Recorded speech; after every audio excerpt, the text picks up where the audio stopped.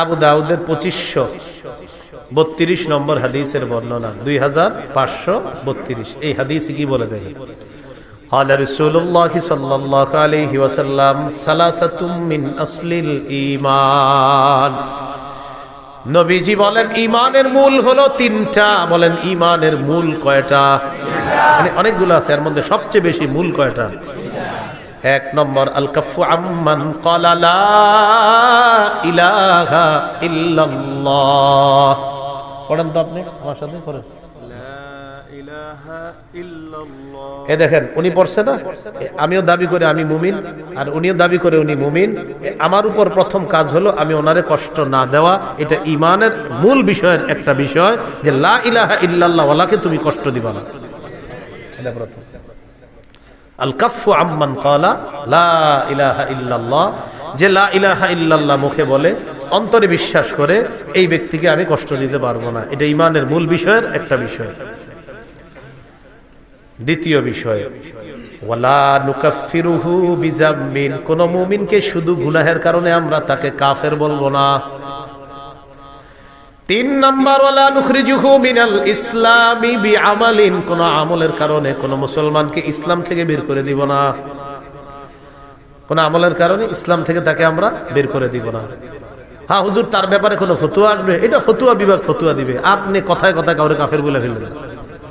তাহলে ঈমানের মূল বিষয় তিনটা। এক নাম্বার আল কাফু আম্মান ক্বালা লা ইলাহা ইল্লাল্লাহ, যে ব্যক্তি বলে লা ইলাহা ইল্লাল্লাহ তাকে কোনো কষ্ট না দেওয়া। দুই নাম্বার ওয়ালা নুকাফিরুহু বিযামবিন, কোন মুমিনকে গুনাহের কারণে আমরা কাফের বলবো না। তিন নাম্বার ওয়ালা নুখরিজুহু মিনাল ইসলামি বিআমাল, কোন মুমিনের কোন আমল দেখাই তাকে আমরা ইসলাম থেকে বের করে দিব না। এরপর আল্লাহ নবী বলেন ওয়াল জিহাদু মাযিন মুনযু বাসানি আল্লাহু ইলা আইয়ু কাতিলা আখির উম্মতি আদ-দাজ্জাল। নবী বলেন আমি যেদিন থেকে আল্লাহ আমাকে নবুয়ত দান করছেন সেদিন থেকে জিহাদ জারি আছে, জিহাদ ফরজ আছে, কিয়ামত পর্যন্ত চলতে থাকবে। আমার উম্মতের শেষ দলটা দাজ্জালের সাথে লড়াই করা পর্যন্ত আমার এই জিহাদের যে বিধান আল্লাহ দিয়েছেন কিয়ামত পর্যন্ত এটা চলতেই থাকবে। তাহলে কিয়ামত পর্যন্ত জিহাদ চলতে থাকবে। এবার আমার সাথে বলেন কোন জালেমের জুলুম, কোন বিচারকের বিচার জিহাদকে বাতিল করতে পারবে না। নবীজি বলেন লা ইউবতিলুহু জাওরু জাইরিন ওয়ালা আদলু আদিলিন, কোন জালেমের জুলুম আর কোন বিচারকের বিচার জিহাদকে বাতিল করতে পারবে না। কোন দেশের সুপ্রিম কোর্ট হাইকোর্ট যদি ফতোয়া দেয়, হাইকোর্ট যদি এই বিচার দেয়, এই রায় দেয়, হাইকোর্টের পক্ষ থেকে যদি এই বিচার আসে আর এই রায় আসে, পেপারে আসে কি আসে, যে দেশে জিহাদ করা যাবে না, জিহাদের বিধান বাতিল, নবীজি বলেন তোমরা বলে দিবা তুই বাতিল। কারণ বিচারকের বিচার তো জিহাদ বাতিল করতে পারে না। তো কেউ যদি বলে জিহাদ বাতিল, আপনি বলবেন প্রিয় ভাইয়া আপনি বাতিল, প্রিয় বিচারক আপনি বাতিল, বলবে এটা কোনো কথা? বলবেন আমাদের নবী বলছে আপনি বাতিল। কারণ আপনার বিচার জিহাদ এটা বাতিল করতে পারবে না। নবীর আল্লাহ যেদিন থেকে নবী বানাইছে কিয়ামত পর্যন্ত জিহাদের বিধান চালু থাকবে। আপনার মতো বিচারকের বিচার আর কোন জালেমের জুলুম কিয়ামত পর্যন্ত পবিত্র জিহাদকে বাতিল করে নাই, করতে পারবে না। আপনি করলেও হবে না, আপনি বাতিল হবে না। এই হলো জিহাদের বিধান। আল্লাহ আমাদেরকে বুঝার তৌফিক দান করেন। তবে ওই বিষয়টা গুরুত্বপূর্ণ। আমরা জিহাদ করব কখন? এদেশের বিজ্ঞ মুফতিরা ফতোয়া দিবে যখন, বিজ্ঞ মুফতি সাহেবরা ফতোয়া দিতে হবে। আপনি সকালে গিয়ে আবার কিছু উড়াই দিয়ে না, বিজ্ঞ মুফতি সাহেবদের ফতোয়া লাগবে, তখন জিহাদ ফরজ হবে। আল্লাহ কথাগুলা বুঝার তৌফিক দান করেন। সহিহ বুখারীর বর্ণনা 3123 নম্বর হাদিস।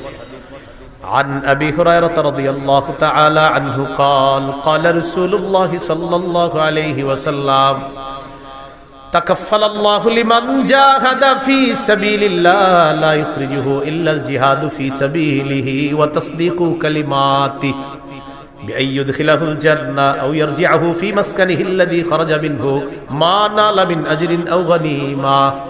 কোন ব্যক্তি জিহাদে বের হয়েছে, শুধু জিহাদের নিয়তে বের হয়েছে, এবং আল্লাহর কথাগুলা বিশ্বাস করছে, হ্যাঁ জিহাদ করলে এই লাভ, এগুলা জেনে সে বের হয়েছে, এই ব্যক্তি জিহাদের ময়দানে যাওয়ার পর আল্লাহ দায়িত্ব নিয়ে নেয়, হয়তো শহীদ বানায়া তাকে জান্নাতে পৌঁছায়া দিবে, না হয় প্রচুর গনিমতের মাল সহ তার ঘরে আল্লাহ তাকে ফিরাইয়া দিবে।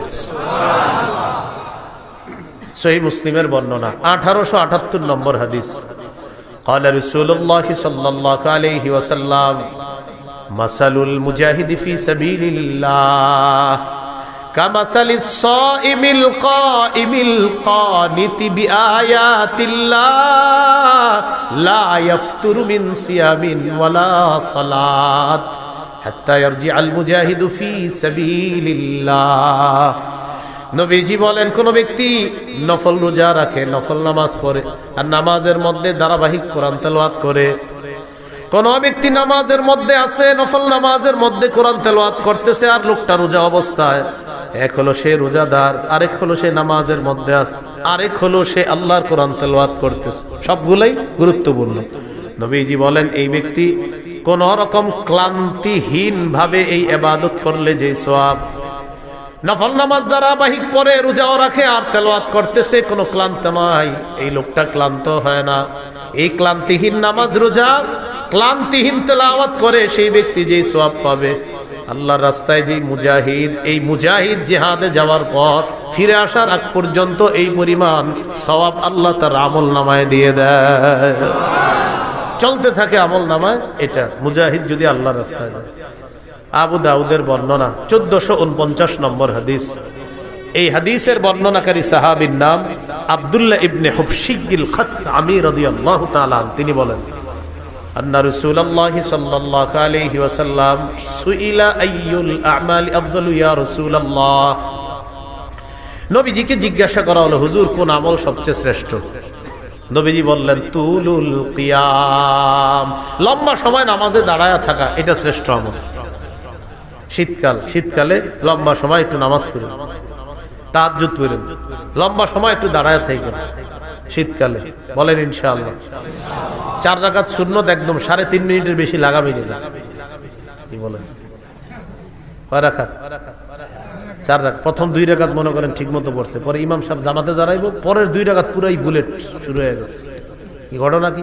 মুয়াজ্জিন সাহেব ইকামত দিছে, হের কথা হলো আমি এই 2 রাকাত যেমনি হোক শেষ করে ধরবই হুজুর। পরে এই দেখবেন পাশে যারা আছেন, তখন দেখবেন প্রথম 2 রাকাত ঠিক ছিল, পরে ওই তৃতীয় রাকাতে মানে আমি বুঝাই, সুবহানা রাব্বিয়াল আযীম, এই বাক্যে সিন কয়বার? একবার। সুবহানা রাব্বিয়াল আযীম, সিন কয়বার হুজুর? একবার। সুবহানা রাব্বিয়াল আযীম, সিন কয়বার? একবার। এবার দেখেন, এর মানে উনি 3 বার সুবহানা রাব্বিয়াল আযীম বলেন, যেহেতু সু সু সু আর সিন তো একবার বাক্যে, এর মানে সু সু সু মানে 3 বার সুবহানা রাব্বিয়াল আযীম কমপ্লিট। এটা পাশে থেকেও শুনবেন না সময় দেখবেন, মানে কি আপনি সুব কি এই বাক্যে যদি সিন তার যে 3-4 বার আছে তাহলে বুঝতাম আপনি একটাই বলছেন বাক্য, কিন্তু বাক্যে তো সিন একবার, এর মানে আপনি সু সু 3 বার বলা মানে আপনি সুবহানা রাব্বিয়াল আযীম 3 বার পড়ে ফেলছেন। এরকম পাশে দেখবেন, আল্লাহু আকবার, আল্লাহর সাথে তামাশা করেন, ফাজলামি করেন। তুলুল কিয়াম, লম্বা সময় নামাজে দাঁড়ানো বড় ইবাদত। ভাই নামাজ ধীরস্থির ভাবে পড়েন, জীবনে এই কাজটা খুব সুন্দরভাবে করবেন। বলেন ইনশাআল্লাহ। ওযু করবেন সুন্দরভাবে, মসজিদে নামাজ পড়বেন সুন্দরভাবে, নামাজের সাথে কোনো আপোষ করবেন না। এমনকি আলোচক যারা আলোচনা করে, তাদের আলোচনা যদি মনে করেন আলোচনায় উঠাবে, তারা আলোচনার মাঝেও নামাজকে তাড়াহুড়া না করা, সফরে অন্তত আলাসরিন না আতইন, এটাও সুন্দর মতো পড়তে হবে। সুবহানা রাব্বিয়াল আযীম আলা, এটা সুন্দর মতো পড়তে হবে, কমপক্ষে 3 বার সুন্দর মতো পড়তে হবে। 1 মিনিটে 2 রাকাত যেন শেষ না হয়, বিষয়টা দিকে খেয়াল রাখেন। তো রাসূলুল্লাহ সাল্লাল্লাহু আলাইহি সাল্লাম বললেন, তুলুল কিয়াম, সবচাইতে শ্রেষ্ঠ আমল আল্লাহর কাছে লম্বা সময় নামাজের মধ্যে দাঁড়িয়ে থাকা। কিলা আইয়ুস সাদাকাতি আফজালু ইয়া রাসূলুল্লাহ, হুজুর কোন সদকাটা সবচাইতে শ্রেষ্ঠ? নবীজি বললেন, জাহদুল মুকিল্লি, কোন ব্যক্তি পরিশ্রম করে, কষ্ট করে উপার্জন করে যেই সম্পদ, এই কষ্টার্জিত উপার্জন থেকে যদি সে আল্লাহর রাস্তায় দান করে, সদকা করে, মাদ্রাসায় দেয়, তার এই সদকা আল্লাহর কাছে সর্বশ্রেষ্ঠ সদকা হয়ে যায়। রিক্সা চালাইছেন, কিছু টাকা কামাইছেন, 5 টাকা সদকা করছেন, মাস শেষে বেতন পাইছেন, কষ্টার্জিত এই বেতন পাওয়ার পর ইখলাসের সাথে 5টা টাকাই কোনো অসহায়কে দিছেন, এই আমলটা আল্লাহর কাছে শ্রেষ্ঠ সদকা হয়ে যায়। কিলা আইয়ুল হিজরাতি আফজালু ইয়া রাসূলুল্লাহ, হুজুর কোন হিজরত আল্লাহর কাছে সবচাইতে শ্রেষ্ঠ আপনার কাছে জানতে চাই। নবীজি বললেন, মান হাজারা মা হারামাল্লাহু আলাইহি, আল্লাহ যা হারাম করেছেন এই হারাম থেকে বেঁচে থাকা হলো আল্লাহর কাছে সর্বশ্রেষ্ঠ হিজরত। কিলা আইয়ুল জিহাদি আফজালু ইয়া রাসূলুল্লাহ, হুজুর কোন জিহাদ আল্লাহর কাছে সবচাইতে শ্রেষ্ঠ। নবীজি বললেন, মান জাহাদাল মুশরিকিনা বিমালিহি ওয়া নাফসিহি, যে ব্যক্তি মুশরিকদের বিরুদ্ধে তার জানমাল নিয়ে লড়াই করে, এই জিহাদ আল্লাহর কাছে সর্বশ্রেষ্ঠ জিহাদ হয়ে যায়। এবার আল্লাহ নবীকে প্রশ্ন করলেন, ফাইয়ুল কতলি আশরাফু ইয়া রাসূলুল্লাহ, জিহাদের ময়দানে যারা শহীদ হয়ে যায় কোন শহীদটা সবচাইতে শ্রেষ্ঠ। নবীজি বললেন, মান উহরিকা দামুহু ওয়া উতিরা জাওয়াদুহু, যে ব্যক্তি বাহন নিয়ে জিহাদের ময়দানে আসে তাকে যদি শহীদ করা হয়, তার বাহনটাও যদি শহীদ করে দেওয়া হয়, এই শহীদ হলো আল্লাহর কাছে সর্বশ্রেষ্ঠ শহীদ। এটা হলো সবচেয়ে মর্যাদাপূর্ণ হত্যা, তাকেও হত্যা করা হয়েছে আর তার বাহনটাকেও হত্যা করা হয়েছে, এটা আল্লাহর কাছে সর্বশ্রেষ্ঠ শহীদ হিসাবে পরিগণিত হয়। এই হলো আপনার জিহাদের ময়দানে জিহাদের ফজিলত। তিরমিজির বর্ণনা 1655 নম্বর হাদিস, 1655 নম্বর হাদিস। عن أبي هريرة رضي الله تعالى عنه قال قال رسول الله صلى الله عليه وسلم, নবীজি বলেন, সালাসুন হাক্কুন আলাল্লাহি আউনুহুম, 3 ব্যক্তিকে সাহায্য করা আল্লাহ নিজের উপর ওয়াজিব করে নেয়। বলেন তো কয়জনকে সাহায্য করা আল্লাহ নিজের উপর ওয়াজিব করে নেয়? 1 নাম্বার আল মুজাহিদু ফি সাবিলিল্লাহ, যে ব্যক্তি আল্লাহর রাস্তায় জিহাদের মধ্যে আছে তাকে সাহায্য করা আল্লাহ নিজের উপর ওয়াজিব করে নেয়। 2 নম্বর আল মুকাতাবুল্লাযী ইউরিদুল আদা, চুক্তিকৃত গোলাম, মালিকের সাথে চুক্তি হয়েছে এই পরিমাণ টাকা দিলে মালিক তাকে আজাদ করে দিবে, আল্লাহ তাআলা এই গোলামকে সাহায্য করা নিজের উপর ওয়াজিব করে নেয়। 3 নম্বর নাকিহুল্লাযী ইউরিদুল আফাফা, কোন ব্যক্তি যদি বিয়ের মাধ্যমে পবিত্র হতে চায় আল্লাহ তাআলা তাকে সাহায্য করা নিজের উপর ওয়াজিব করে নেয়। বিয়ের মাধ্যমে কি হতে চায়? পবিত্র। আপনার নিয়ত হলো আপনি বিয়ে করবেন, এই ওয়াজের পরে অনেকে গিয়ে বলবে, হুজুর আমি তো নিয়ত করছি বিয়ের মাধ্যমে পবিত্র হবো, কই টাকা পয়সা তো আসতেছে না। আপনার নিয়ত পুরোটা আমারে বলেন নাই, আপনার নিয়ত অনেকগুলো আছে। 1 নাম্বার নিয়ত, যেই মায়াটারে দেখবেন আপনি বিয়ের জন্য, এই মেয়েটারে আপনার বাপেরও দেখাবেন বিয়ের আগে, এটাও আপনার নিয়তে আছে। বলেন বালেগা হুবো বধূকে বলেন, আবার বালেগা হুবো স্ত্রীকে শ্বশুরের জন্য দেখা সম্পূর্ণ হারাম। তো আপনার নিয়ত এটা যে আমার আব্বা দেখবে, যাই হোক আব্বা দেখছে, যাই হোক সবাই দেখার পরে সর্বশেষটা কি? আমেরিকা দুলাভাই থাকে, দুলাভাই যতক্ষণ পর্যন্ত হা না বলবে বিয়ের ব্যাপারে, হা হবে না। তো সর্বশেষ কন্যা পক্ষরে জানানো হবে আমার দুলাভাই আমেরিকা আছে, উনি হ্যাঁ বললে হ্যাঁ, কারণ বিয়েটা তো দুলাভাই করবে, এই জন্য দুলাভাই ছবিটা দেখবে, দেখার পর দুলাভাই যদি বলে হ্যাঁ, নির্লজ্জ আর বেহায়ার মতো নিজের বউয়ের ছবিটা বন্ধুদেরকে আর দুলাভাইয়ের কাছে পাঠায়, এত বেহায়া আর বেশরম। তো দুলাভাই ছবি দেখে, দেখার পর দুলাভাই বলবে নাক কেমন, কান কেমন, চোখ কেমন, তারপর তিনি বলবে হ্যাঁ অথবা না, কারণ বিয়েটা তার দুলাভাইয়ের সাথেও হবে, তার সাথেও হবে। নির্লজ্জ কোথাকার, বেহায়া কোথাকার, হারাম কাজ করে আবার বলে উনি বললেই হবে। এইভাবে বলার পরে অনেকের লজ্জা হবে না, দেখবেন অনেকে এখনো দেখেন পাঠাইতেছে মোবাইলে। তো 3 নাম্বার, যে বিয়ের মাধ্যমে নিজের পবিত্র করতে চায় এই ব্যক্তিকে সাহায্য করা আল্লাহ নিজের উপর ওয়াজিব করে দেয়। তাহলে এর মধ্যে একজন হলো মুজাহিদ।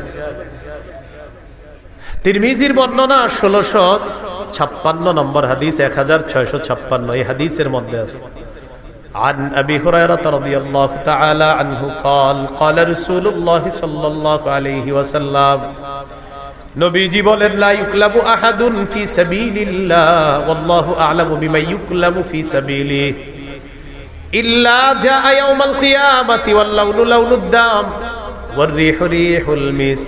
কোন ব্যক্তি যদি জিহাদের ময়দানে যায় আঘাতপ্রাপ্ত হয়, আঘাতপ্রাপ্ত হওয়ার পর কিয়ামতের ময়দানে এই লোকটা এমন অবস্থায় উঠবে, তার যে আঘাতের জায়গায় আঘাতের কারণে তার রং হবে রক্তের রং, আর সেখান থেকে মেশক আম্বরের ঘ্রাণ বের হবে।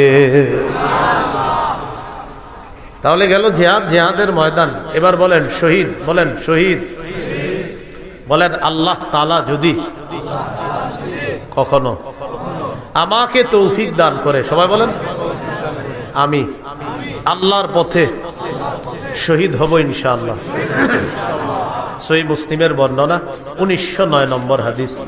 قال رسول الله صلى الله عليه وسلم من سأل الله الشهادة بصدق بلغه الله منازل الشهداء وإن مات على فراشه।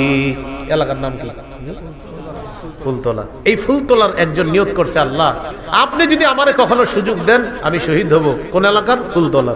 তো নিয়ত করছে আল্লাহ সত্যি আমি শহীদ হব, নিয়ত করছে। সে যদি তার ঘরের বিছানায়ও মারা যায় আল্লাহ তাকে শহীদদের মর্যাদায় পৌঁছায় দিবে। তিরমিজির হাদিস 1661 নম্বর হাদিস। বাস হয়ে গেছে তো। 1661 নম্বর হাদিস তিরমিজির এই হাদিসের মধ্যে আছে قال رسول الله صلى الله عليه وسلم ما من أحد من أهل الجنة يسره أن يرجع إلى الدنيا غير الشهيد। নবীজি বলেন জান্নাতের মধ্যে যারা থাকবে তারা কেউ দুনিয়ার মধ্যে আসতে চাইবে না, শুধু শহীদ জান্নাতের মধ্য থেকে দুনিয়াতে আসতে চাইবে। কে? শহীদ। শহীদ ছাড়া আর কেউ আসতে যাবে না। কেন? নবী বলেন ফাইন্নাহু ইয়ারজিউ ফাইন্নাহু ইউহিব্বু আন ইয়ারজি'a ইলা দুনিয়া। শহীদ দুনিয়ার মধ্যে আসতে চায় এই কারণে ইয়াকুল হাত্তা উকতালা 10 মাররাত। শহীদ দুনিয়ার মধ্যে আসতে চায়, এসে বলবে আল্লাহ আমাকে তুমি আবার শহীদ করে দাও, আবার আমাকে জিন্দা বানাও, আবার আমাকে শাহাদাতের নসিব করো। মাবুদ তুমি আবার আমাকে জিন্দা করো, আবার শহীদ হওয়ার তৌফিক দিয়ে দাও। এইভাবে যদি 10-12 শহীদ হতে হয় আল্লাহ আমি 10 বার শহীদ হতে রাজি আছি মাওলা। নবী বলেন কেন জানুনি? মিম্মা ইয়ারা বিম্মা আতাহুল্লাহু মিনাল কারামা। শহীদকে আল্লাহ যেই মর্যাদা দান করেন, যেই পুরস্কার দান করেন, এই পুরস্কারের আশায় শহীদ বারবার বলবে আল্লাহ আবার যদি জিন্দা হতাম, আবার যদি শহীদ হতাম, আবার যদি জিন্দা হতাম, আবার যদি শহীদ হতাম, তাহলে বারবার এই পুরস্কার আমি লাভ করতাম। শহীদ চাইবে, আমি বারবার দুনিয়াতে যাব, আবার শহীদ হব, আবার জিন্দা হব, আবার শহীদ হব। সহিহ বুখারীর বর্ণনা 2797 নম্বর হাদিস। قال رسول الله صلى الله عليه وسلم নবীজি বলেন ওয়াল্লাযী নাফসি বিয়াদিহি লাওয়াদিতু আন্নী উকতালু ফি সাবিলিল্লাহ সুম্মা উহইয়া সুম্মা উকতাল সুম্মা উহইয়া সুম্মা উকতাল সুম্মা উহইয়া। নবী বলেন আল্লাহর কসম আমার মন চায় আমাকে শহীদ করা হোক, আবার আমাকে জিন্দা করা হবে, আবার আমাকে শহীদ করা হবে, আবার আমাকে জিন্দা করা হবে, আবার আমাকে শহীদ করা হবে, আবার জিন্দা করা হবে, আবার শহীদ করা হবে। হাদিস দ্বারা বোঝা যায় যতবার আমি শহীদ হব ততবার যদি জিন্দা করা হয়, এরপরেও যেন আবার আমাকে শহীদ করা হয়। এটা নবীর আশা। তিরমিজির বর্ণনা 1663 নম্বর হাদিস। বলেন আল্লাহর কাছে শহীদের স্পেশাল 6টি বৈশিষ্ট্য। কয়টি বৈশিষ্ট্য? মন দিয়ে শোনেন। 5 নম্বরে কি কয় দেখেন, আগে 6টাই শোনেন আর কি, সবগুলো শোনেন। قال رسول الله صلى الله عليه وسلم للشهيد عند الله 6 خصال। আল্লাহর কাছে শহীদের 6টা পুরস্কার, 6টা মর্যাদা। 1 নম্বর ইগফার লাহু ফি আউয়ালি দাফআতিন ওয়া ইউরা মাকআদুহু মিনাল জান্নাহ। শহীদের শরীরের রক্তের ফোঁটাটা পড়ার সাথে সাথে তাকে জান্নাতের আসনটা দেখানো হয়, আর তার আগের গুনাহগুলো মাফ করে দেওয়া হয়। এই যে মনে করেন আমি শহীদ হচ্ছি, ওনারে শহীদ করা হচ্ছে, আল্লাহ কবুল করুন। তো মনে করেন শহীদ হবে, ওনার এই রক্তের ফোঁটাটা পড়লো, আমি শহীদ হবো, আমার রক্তের প্রথম ফোঁটাটা পড়তেছে, ওই টাইমে শহীদকে জান্নাত দেখানো হয়। আর তার সব গুনাহ মাফ। 1 নম্বর বৈশিষ্ট্য। 2 নম্বর ওয়ায়ুজারু মিন আযাবিল কবরি, কবরের আযাব থেকে তাকে নিরাপত্তা দেওয়া হয়, রক্ষা করা হয়। 3 নম্বর ওয়া'মানু মিনাল ফাজাইল আকবরি, কিয়ামতের ময়দানের বিভীষিকাময় মুহূর্ত থেকে সে নিরাপত্তা লাভ করবে। শহীদ যে এগুলা নিয়ে তার কোনো পেরেশানি নেই, কিয়ামতের ময়দানে কি হবে না হবে এটা নিয়ে শহীদের কোনো চিন্তা নাই, পেরেশানি নেই, এগুলো অন্য বিষয়। সুবহানাল্লাহ। কোন কোন মুহাদ্দিস বলছে ফাজাউল আকবার দ্বারা জাহান্নামের আযাব উদ্দেশ্য। 4 নম্বর ওয়ায়ুদউ আলা রাসিহি তাজুল ওয়াকারিল ইয়াকুতা খায়রুম মিনাদ দুনিয়া ওয়া মা ফিহা, মরমর পাথর দ্বারা খচিত একটা মুকুট শহীদের মাথায় পরিয়ে দেওয়া হবে, যে পাথরটা দুনিয়া আর দুনিয়ার মাঝে যা কিছু আছে সব কিছুর চাইতে আরো উত্তম। 5 নম্বর হলো 4। 5 নম্বর কি বলে ওয়ায়ুজাওয়াজু সিনতাইনি ওয়া সাবঈনা যাওজাতাম মিনাল হুরিল ঈন। 5 নম্বর 72 জন হুরের সাথে তার বিয়ে দেওয়া হবে। সুবহানাল্লাহ। 6 নম্বর ওয়াশফাউ ফি 70 মিন আকারিবিহি, তার নিকটাত্মীয়র মধ্যে কম পক্ষে 70 জনের ব্যাপারে তার সুপারিশ কবুল করা হবে। সুবহানাল্লাহ। এই 6টা বৈশিষ্ট্য শহীদের। আল্লাহ আমাদেরকে জজবাত দান করেন, আমিন। শহীদি তামান্না দান করেন, আমিন। সূরা আলী ইমরান 169 নম্বর আয়াত। এই আয়াতের একটা ব্যাখ্যা হাদিস হলো আবু দাউদের হাদিস 2520 নম্বর হাদিস, 2520 হাদিসটি মন দিয়ে শুনেন। ওলামা হযরত ছাড়া অন্যরা জবাব দেন, ওলামায়ে কেরাম ছাড়া অন্যরা। উহুদের যুদ্ধে কয়জন মুসলমান শহীদ হয়েছে? হ্যাঁ মাশাআল্লাহ, কয়জন? 70 জন। আব্দুল্লাহ ইবনে আব্বাস রাদিয়াল্লাহু তাআলা আনহুমার বর্ণনা দেখেন কি বলে, লাম্মা উসিবা ইখওয়ানুকুম বিউহুদিন, নবী বলেন উহুদের যুদ্ধে যখন তোমাদের ভাইয়েরা শহীদ হলো, জাআলাল্লাহু আরওয়াহাহুম ফি জাওফি তায়রি খুদরিন, আল্লাহ তাআলা তাদের আত্মাগুলা সবুজ পাখির পেটে ঢুকায় দিস, সবুজ পাখির পেটে দিয়ে দিস। তারিদু আনহারাল জান্নাতি ওয়া তাকুলু মিন সিমারিহা ওয়া তাবি ইলা কানাদিলা মিন যাহাবিন মুআল্লাকাতিন ফি জিল্লিল আরশ। সবুজ পাখির পেটের মধ্যে ঢুকিয়ে দেওয়ার পর এই পাখির নদীর ঝর্ণা, ওই নদী নালা আর ঝর্ণার উপরে উড়ে উড়ে বেড়ায় আর জান্নাতের ফল খায়,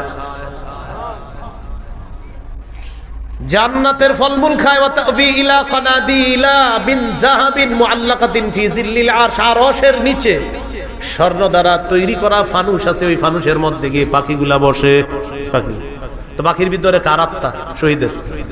তো পাখিগুলা বৈশা কি বলে দেখেন, ফালাম্মা ওয়াজাদু তিবা মাকালিহিম ওয়া মাশরাবিহিম ওয়া মাকিলিহিম, তারা তাদের মনোভূত বাসস্থান পাইল, মনোভূত খাবার পাইল, মনোভূত পানি পাইল। এগুলা পাওয়ার পর তখন তারা কি বলে দেখেন, তখন তারা বলে মাইয়ুবাল্লিগু আন্না ইখওয়ানানা, আচ্ছা আমরা যে এত নেয়ামতের মধ্যে আছি, দুনিয়া আমাদের ভাইদেরকে কে জানায়া দিবে কথাটা, আল্লাহ আমগরে কত নেয়ামত দিস। শহীদরা বলতেছে। এতটুকু বুঝে আসছেন? হাদিসের ব্যাখ্যা হলো কেন শহীদরা এটা বলে, লিআল্লা ইয়াজহাদু ফিল জিহাদ ওয়ালা ইয়ানকুলু ইনদাল হার, যেন আমাদের দুনিয়ার ওই ভাইয়েরা জিহাদের প্রতি অনাগ্রহ না দেখায় আর অলসতা না করে। তাই শহীদরা বসে বসে বলতেছে আমাদের এত নেয়ামতের কথা তাদেরকে কে জানাবে? আল্লাহ জবাব দিয়ে দিলেন, আমি জানাবো। উবাল্লিগুহুম আনকুম, তোমাদের বিষয়টা আমি জানিয়ে দিচ্ছি।